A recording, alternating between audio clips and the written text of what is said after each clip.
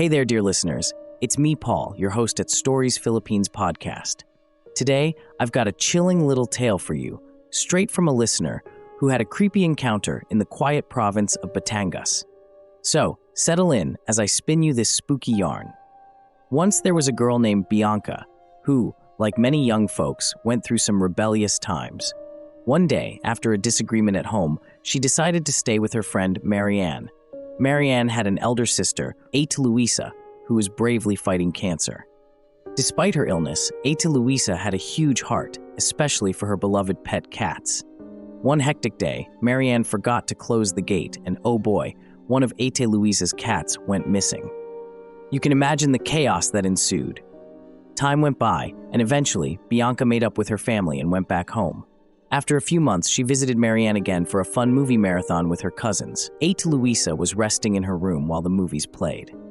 By around 3 p.m., Bianca was ready to head home, so Marianne booked her a ride.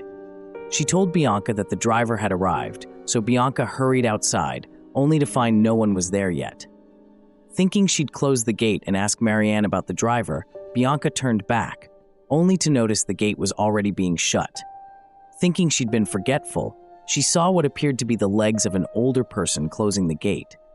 Bianca felt a little embarrassed, believing that Ate Luisa had done it for her, so she thanked her silently and left when her ride finally came. But once Bianca got home, she read a shocking message from Marianne. Ate Luisa had passed away. Bianca texted back, confused and startled, saying she just saw Ate Luisa closing the gate. Marianne replied, even more surprised, explaining that Ate Luisa hadn't walked for many months. Bianca was stunned. Whose legs did she see? Ate Luisa's skin was fair, distinct from her cousin's, so there was no mistaking it. Was it Ate Luisa's spirit doing one last kind act before saying goodbye? Bianca didn't have any answers, only a promise to herself that from then on, she would always make sure to close the gate. Listeners, this eerie encounter teaches us something important. Even in the smallest of actions, like closing a gate, we can find mysteries that remind us of those we've lost. Perhaps it's a way for them to say one last farewell or remind us of their love. Let's cherish the memories of our loved ones and hold on to the little things they leave behind. They might just come back to give us a gentle nudge or close a gate when we least expect it. Thanks for tuning in.